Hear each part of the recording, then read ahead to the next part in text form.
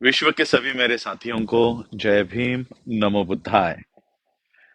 5 अक्टूबर 2022 को दिल्ली के अंबेडकर भवन में 10,000 से भी ज्यादा लोगों ने हिंदू धर्म का त्याग करके बौद्ध धर्म अपनाया। और जैसे बाबा साहब अंबेडकर जी ने बौद्ध धर्म अपनाने का तरीका सीधा और सरल बताया है, त्रिशरण, पंचशील और 22 प्रतिज्ञा। तो उस कार्यक्रम में भी जिन जिन लोगों ने बौद्ध धर्म अपनाने के लिए आवेदन फॉर्म भरे थे, बुद्धिस्ट सोसाइटी ऑफ इंडिया के लिए रिक्वेस्ट फॉर्म भरे थे, उन सभी को 22 प्रतिज्ञा वहां पर दी गई। 22 प्रतिज्ञा देने के बाद ऑब्वियसली लाइव चल रहे थे, वीडियो रिकॉर्ड हो रहे थे, सभी चैनल्स पे दिखाए, बहुजन चैनल्स पे दिखाए जा रहे थे। इससे व्यथित होकर तिवारी, मनीष तिवारी, ब्राह्मणों ने इसमें कई सारे इसको भारत में मुद्दा बना दिया।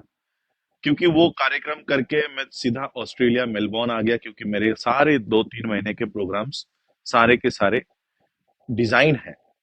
तो मैं यहाँ आया, यहाँ आने के बाद पता चला कि वहां के ब्राह्मणों को हमारे बौद्ध धर्म दीक्षा लेने पर आक्षेप है। मैं आज ये वीडियो खास करके मेरे हिंदू भाइयों के लिए बता रहा हूँ, हिंदू समाज के लोगों को बता रहा हूँ। बुद्धिज्म एक कल्चर है। अगर उस बुद्धिज्म में आपको आना है तो आपके प्रीवियस फेथ, आपके पहले के जो आपकी जो आचरण है उसको छोड़कर आपको बौद्ध धर्म में आना पड़ता है।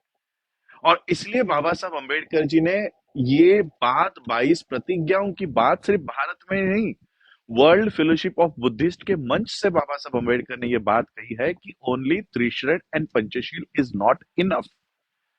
भारत में बौद्ध होने के लिए आपको सिर्फ त्रिशरण पंचशील का ही अवलंब करके आप बौद्ध नहीं बन सकते, क्योंकि पिछले 2000 सालों में बौद्ध धर्म में बहुत कुछ ऐसा घुस गया है जिससे बौद्ध धर्म उसके रियल फॉर्मेट में, रियल इसमें नहीं है। इसलिए उसको पहले हमको बाहर निकालना होगा। तो किसी भी इंसान को अगर बौद्ध बनना है तो उसके पहले के रीति रिवाज से उसको बाहर आना पड़ता है। इसलिए पहले की जो 3 प्रतिज्ञा है कि मैं ब्रह्मा विष्णु महेश को नहीं मानता। अब मुझे बताओ, कोई भी हिंदू हो, कोई भी मुस्लिम हो, कोई क्रिश्चियन हो, कोई सिख हो, इसमें किस भगवान को गाली है? मैं ब्रह्मा विष्णु और महेश को नहीं मानता। नहीं मानने में क्या किसी की गाली वहां पर आ रही है? किसी भगवान का अपमान हो रहा है? अगर और ये प्रतिज्ञा हम किसको दे रहे हैं? क्या घर घर जाके हिंदुओं को बोल रहे हैं हम आप मत मानो? हिंदू फोल्ड में आप लोग भगवानों को मानते हो, आप लोग मानो। लेकिन हिंदू फोल्ड से जो लोग बाहर आना चाहते हैं और बुद्धिज्म में आना चाहते हैं, उनके लिए ये अनिवार्य है कि वो किसी भी भगवान को, क्योंकि बुद्धिज्म में भगवान का कॉन्सेप्ट नहीं है। बुद्धिज्म में ना आत्मा है, ना पुनर्जन्म है, ना परमेश्वर है, ना ईश्वर है, कोई नहीं है। तो अगर आपको बौद्ध होना है तो आपको बाबा साहब ने दिए हुए साइंटिफिक तर्क के आधार पर जो 22 प्रतिज्ञा बाबा साहब का रिसर्च है, वो अपना कर ही, वो लेकर ही बौद्ध धर्म में आपको आना है। अब एक तरफ ये कहते हैं कि हिंदू विरोधी है, ये हमारी जो बौद्ध धर्म दीक्षा है ये हिंदू विरोधी है। अगर आपको हिंदुओं से इतना प्यार है, आप कई लोग कह रहे हैं कि हम आपके बौद्ध धर्म दीक्षा से व्यतीत हो गए हैं। मैं कहना चाहता हूं कि आपके इस तरह से 22 प्रतिज्ञा के ऊपर इस तरह से कीचड़ उछालने पर हम बौद्ध आपके ऊपर व्यतीत है। क्या हम अपना बौद्ध धर्म भारत में नहीं फैला सकते, जो बाबा साहब अंबेडकर जी ने हमको 22 प्रतिज्ञा के साथ बौद्ध धर्म दिया है? कल 5 अक्टूबर 2022 को इनका कहना है कि किसी पार्टी का मंत्री वहां पर क्यों है।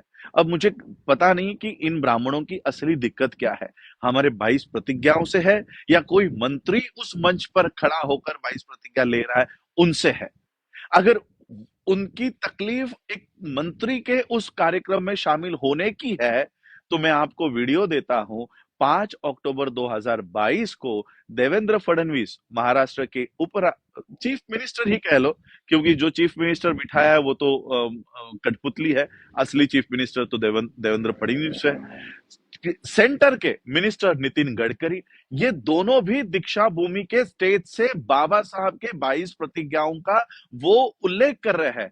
तो अगर राजेंद्र पाल गौतम के ऊपर अगर कार्रवाई की मांग आप कर रहे हो, तो नितिन गडकरी की कार्रवाई की भी मांग आपको करनी चाहिए, देवेंद्र फडणवीस की भी कार्रवाई की मांग करनी चाहिए, और उसी के साथ देश का प्राइम मिनिस्टर जिसने कुछ ही दिन पहले अंबेडकर एंड मोदी नाम का बुक रिलीज किया है, उन्हीं बाबा साहब अंबेडकर ने 22 प्रतिज्ञा दी है। तो 22 प्रतिज्ञाओं के साथ बाबा साहब अंबेडकर और मोदी की तुलना आप कर रहे हो, तो नरेंद्र मोदी के भी रेजिग्नेशन की मांग आपको करनी चाहिए, क्योंकि वो बाबा साहब के विचारों को प्रचार और प्रसार करने का दावा करते हैं। विदाउट 22 वोस आप बाबा साहब अंबेडकर जी को कैसे एक्सेप्ट करते हो, कैसे एक्सेप्ट करने वाले हो, हमें बताइए। तो इसलिए बाबा साहब अंबेडकर जी के जीवन का अनिवार्य और एक अनडिविजिबल पार्ट 22 वोस है।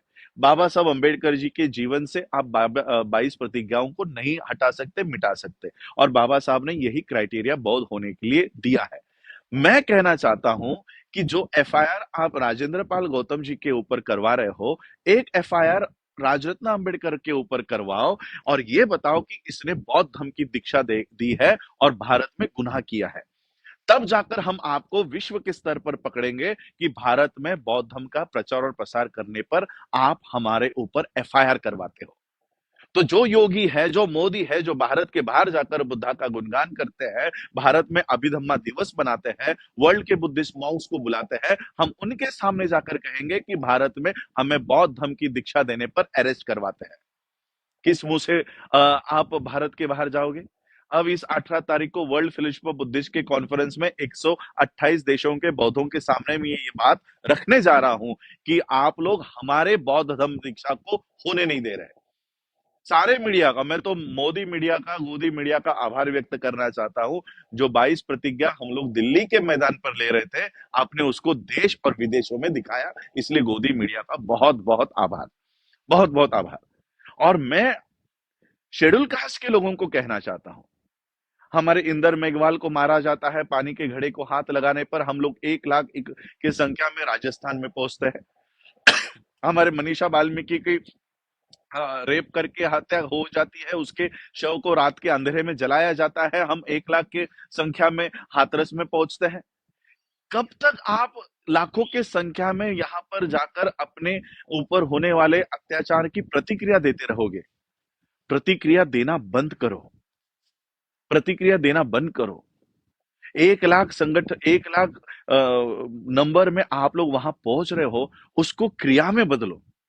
जो हिंदू धर्म आप लोगों को पानी के घड़े को हाथ लगाने पर मार डालता है, हमारे किसी बच्ची का सामूहिक बलात्कार करके उसका शव भी अपने माता पिता को नहीं देते, एक आईपीएस ऑफिसर गुजरात का अपने ही शादी में घोड़ी पर बैठने के लिए पुलिस प्रोटेक्शन लेता है, ऐसे धर्म के लोग जब इनके ऊपर अत्याचार होता है तब व्यथित क्यों नहीं होते?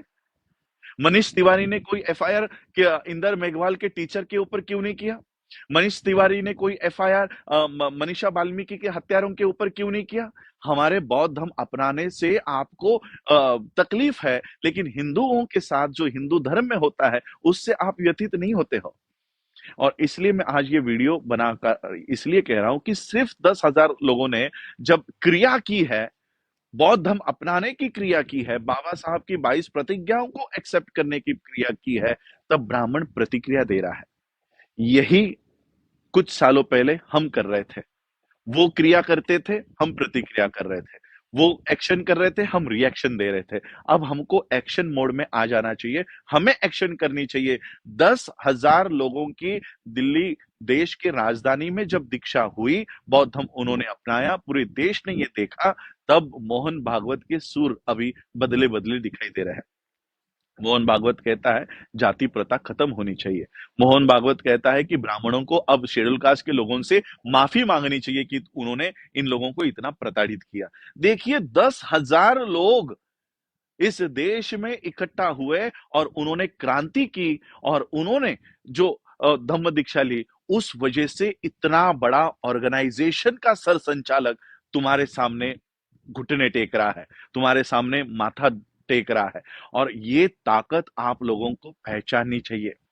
बाबा साहब अंबेडकर जी के मूवमेंट को इन लोगों ने इतने सालों तक दबाए रखा, इसलिए हमें पता नहीं चला कि बाबा साहब कितनी बड़ी ताकत हमें जाते जाते देकर गए हैं। मैं schedule caste, schedule tribe, OBC के लोगों को यही कहना चाहता हूं कि अगर अब भारत में अब सुरक्षित रह सकते हो तो बौद्ध धर्म के अलावा आपके पास पर्याय नहीं है, और वो बौद्ध धर्म जो 22 प्रतिज्ञाओं के साथ है। अब ये जो लोग कि इस तरह से बातें कह रहे हैं कि अभी ब्राह्मणों को इनसे माफी मांगनी चाहिए, ब्राह्मणों को अब जाति व्यवस्था खत्म करनी चाहिए।